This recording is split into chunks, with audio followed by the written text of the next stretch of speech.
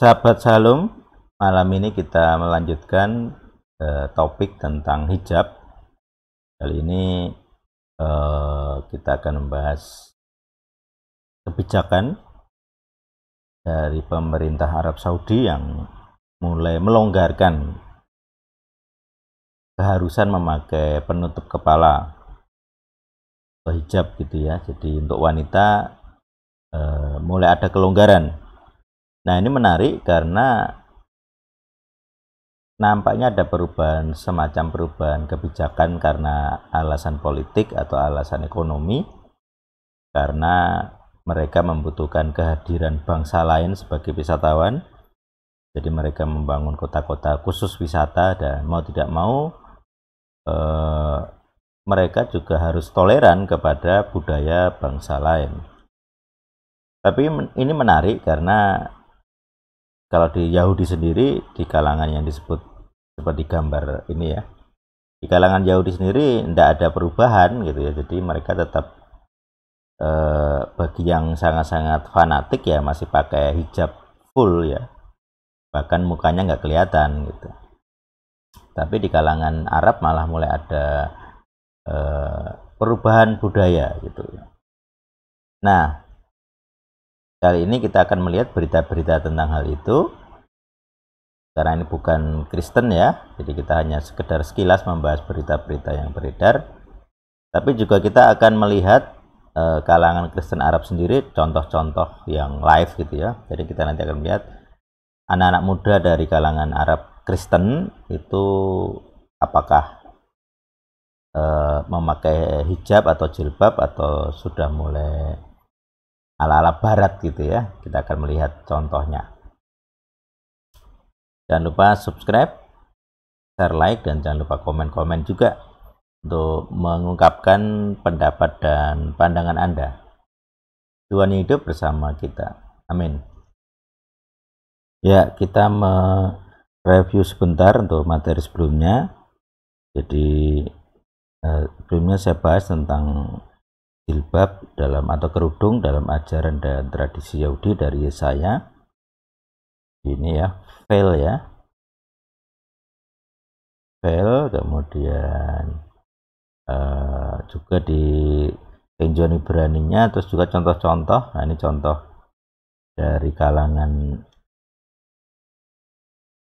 Yahudi. Kemudian ini yang ini kalangan Yahudi yang sangat konservatif atau fanatik ya, ortodoks sekali. Ini agak terbuka, wajahnya boleh kelihatan. Ini topinya. Terus dari ajarannya sudah saya jelaskan, Genesis juga contoh-contoh yang mereka pakai. Paulus, maksudnya jilbab Kristen atau kerudung Kristen.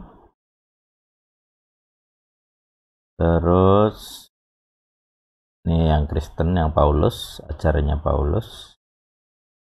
Ya, sekarang kita ke berita. Saya membaca beberapa berita dari Detik, dari Liputan 6, Sindo News. Jadi kita melihat berita yang mulai santer ini ya, tanggal 24 Juni. Jadi di Detik, kemudian di sebelumnya juga ada, sebenarnya ada berita-berita tentang topik serupa ya di Sindo News, kemudian Liputan 6. Jadi kalau di Liputan 6 ini agak lama, ini tahun 2016. Jadi orang-orang Arab perempuannya tidak selalu berhijab gitu ya. Bahkan ini ada yang bilang ini anggota kerajaan gitu, baik entah dia di dalam negeri atau di luar negeri gitu. Kalau misalnya dia di Eropa, biasanya yang ngikuti budaya Eropa gitu ya, terbuka. Nah, di sini ini berita baru juga, para wanita mulai ada yang memotong rambut dan tanpa penutup gitu ya, tanpa kerudung. Jadi itu trennya gitu, dan nampaknya ya itu realitanya begitu di kawasan Arab begitu. Mereka mulai mengadopsi gaya model barat gitu, artinya keterbukaan, demokrasi itu kan salah satunya ya kebebasan untuk memilih secara individual. Jadi secara komunal tidak boleh ada paksaan gitu. Secara individual ada penghargaan gitu ya, misalnya tidak wajib berpakaian tertentu di muka umum. Nah itu yang terjadi di Arab Saudi gitu. Kalau di Emirat sudah sangat lama gitu ya, karena mereka negara turis gitu ya, negara imigran gitu ya, seperti yang di sini Sultanwati ini kan tidak pakai hijab gitu ya, motornya Ducati gitu. Tidak kayak Amerika ini ya, pakai model bajunya model Amerika, motor-motor touring ini ya, di Dubai gitu ya. Ya itu tuh realitanya. Sekarang kita lihat bagaimana kalau Kristen gitu ya. Jadi kalau Kristen ya kita bisa cari Arab, bisa Arab Kristen song ya. Nah di sini kita lihat video-video di kalangan Kristen Arab gitu ya. Ini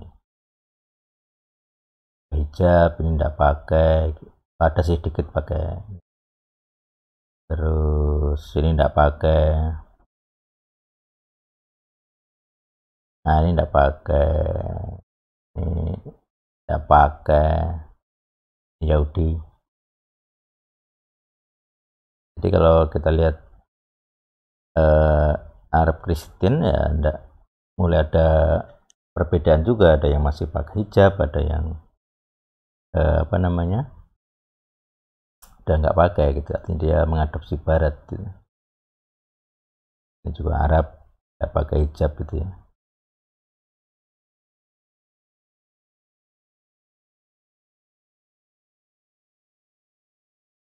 Kalau yang ortodok ya ini contoh yang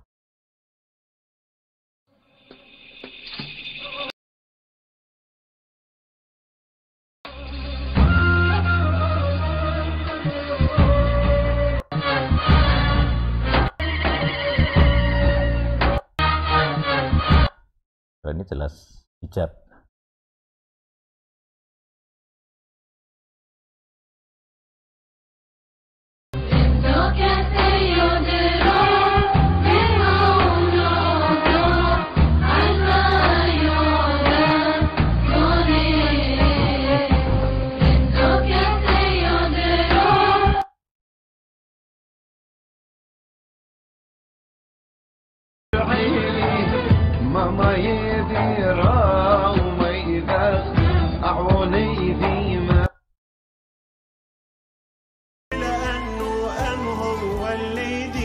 جلس في السماء عن اليمين يشفع في كل المؤمنين ادخلوا وإلى الأمان رحمي هو المسبح والممجد والمتعالي على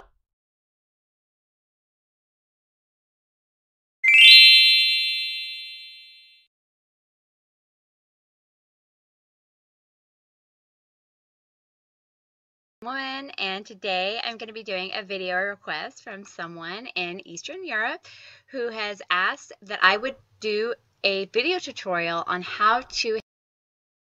Ya, jadi kita lihat ada dua variasi atau dua mazhab, dua aliran. Jadi Kristen yang ortodok masih mengajarkan gitu seperti yang di sini, tutorial hijab wanita Kristen ortodok.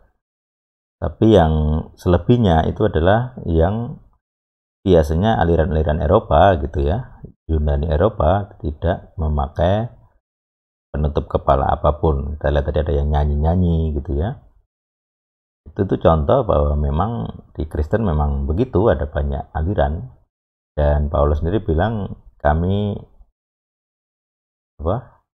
tidak punya kebiasaan itu. Untuk jika ada debat kami tidak punya kebiasaan itu.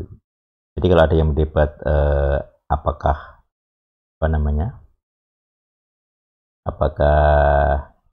hijab itu wajib atau tidak, kami tidak punya kebiasaan mendebat hal-hal itu, karena kami punya kebiasaan itu gitu ya. Jadi Paulus sendiri dia bilang mazhab paling keras. Jadi bisa dibilang ya dia dia mengikuti ajaran-ajaran mazhabnya sebelum dia jadi Kristen dan tidak diubah. Artinya itu bagi dia bukan sesuatu yang perlu dirubah, kebiasaan itu. Tetapi faktanya di aliran-aliran Kristen yang Eropa tidak ada lagi keharusan gitu ya. Tidak ada lagi pengajaran keharusan memakai penutup kepala seperti ajaran Paulus. Jadi itu perbedaan. Makanya kita harus punya wawasan luas, kita harus toleran gitu ya. Kalau orang punya sekte-sekte yang berbeda, kebiasaan berbeda, tradisi yang berbeda. Jadi jangan terlalu agresif. Kadang hal begini langsung dicap sesat gitu. Jadi kita harus toleran, kita harus mengasihi juga ya. Itu jadi ini informasi untuk membuka wawasan bahwa hal-hal yang esensial itu tetap sama. Siapa Tuhannya, siapa juru selamatnya sama gitu ya. Tetapi soal hal-hal yang tidak esensial tentang baju, tentang hal-hal yang tradisi itu bisa berbeda. Jadi itu bukan sesuatu yang aneh gitu, karena sejak dulu sudah ada perbedaan-perbedaan. Jadi begitu kabar baik ini masuk ke bangsa-bangsa lain, mulai muncul perbedaan-perbedaan gitu. Misalnya Konsili Yerusalem membedakan tentang makanan misalnya, itu juga bukti bahwa ya mau nggak mau ada perbedaan antara Kristen Yahudi dan Kristen yang non Yahudi. Ya demikian, semoga bisa menjadi sumber informasi dan menjadi pembuka pikiran untuk Anda bisa belajar lebih banyak, membuka pikiran untuk lebih menghargai, lebih toleran gitu ya terhadap perbedaan-perbedaan yang tidak esensial. Kalau Anda punya komentar silahkan ditulis di bawah. Tuhan yang hidup bersama kita. Amin.